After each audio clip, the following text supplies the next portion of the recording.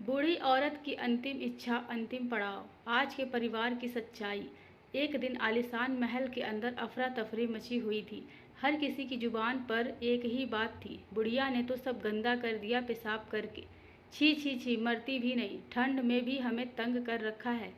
सब घीन में नाक पर रुमाल रख कर बूढ़ी अम्मा के कमरे के बाहर से गुजर रहे थे। वह बेटा जिसे बूढ़ी औरत ने अपनी मेहनत और परिश्रम से पाला पोसा था, वही उसके खिलाफ खड़ा था। गुस्से से भरी छोटी बहू कमरे में जाकर दरवाजा खटाखट बंद करके बैठ गई। छोटा बेटा काम के सिलसिले में घर से बाहर था।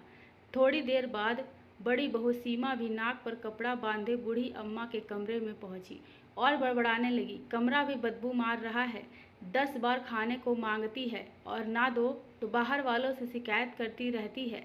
इतनी गुस्सा आती है कि एक दिन झाड़ू से ही होश ठिकाने लगा दूं।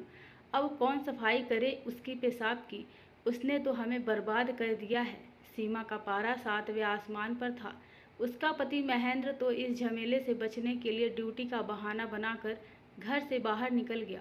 बूढ़ी अम्मा जो बिस्तर पर लाचार पड़ी थी, अपने डंडे के सहारे उठने की कोशिश कर रही थी। उसकी आंखों से आंसू छलक रहे थे, दिल अंदर ही अंदर रो रहा था। बड़ी बहू की गालियों और तानों ने उसका सिर शर्म से झुका दिया था। पति का खून पसीना जिसे उसने सालों से कमाया था, अब जीवन के इस अंतिम पड़ाव पर कोई काम नहीं आ रहा था।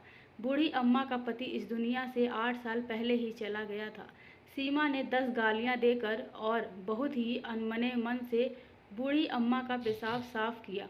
फिर अपने क्रोध और अहंकार में उसे बर्फीले ठंडे पानी से नहला दिया। ठंडी ठिठुरन से कांपती बूढ़ी अम्मा किसी तरह अपने कमरे में डंडे के सहारे आगे बढ़ रही थी कि तभी सीमा की कठोर आवाज़ गूंजी।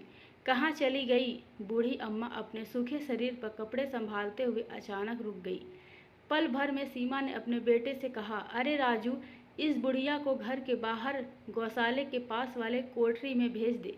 सीमा की बात सुनते ही बूढ़ी अम्मा की आंखों में आंसू भर आए। वो अपनी बहू के चेहरे को एकटक देखती रही।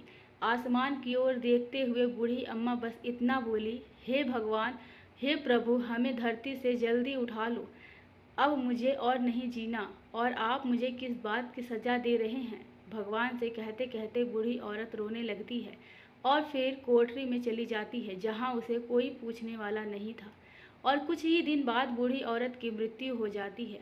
सीख, एक माँ जिन रिश्तों को कभी ममता और त्याग से सींची थी, वही वृद्धावस्था में उपहास और अपमान का कारण बन जाते हैं। जीवन का अंतिम पड़ाव अक्सर अपनों के बीच भी अकेलापन और बेबसी की दास्तान बन जाता है। धन्यवाद दोस्तों।